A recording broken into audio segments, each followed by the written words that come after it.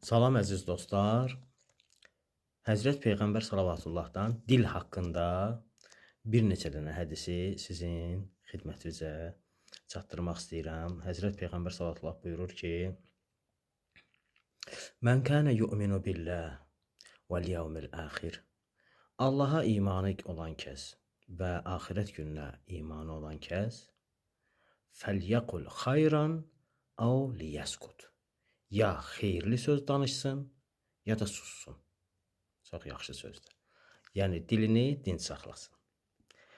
Başqa bir yerdə buyurur ki: "Cəmalur racul fəsahatu lisani." Kişinin gözəlliyi onun dilinin gözəl danışması ilədir. Başqa bir yerdə buyurur: "İnne hazal lisan miftahu kulli şeyin, miftahu kulli xayrin və şerrin." Bu dil bütün xeyir və şərlərin açarıdır.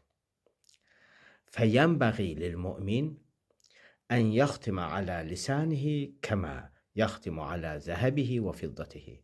Layiqlidir ki, bir mömin üçün layiqlidir ki, öz dilinə, daha doğrusu, qızıl gümüş kisəsinə möhür vurduğu kimi möhür vursun. Necə qızıl gümüş kisəsinə möhür vurur ki, onu açan olmasın, eyni ilə dilinə də möhür vursun. Yəni az danışsın, saz danışsın. Sağ olun.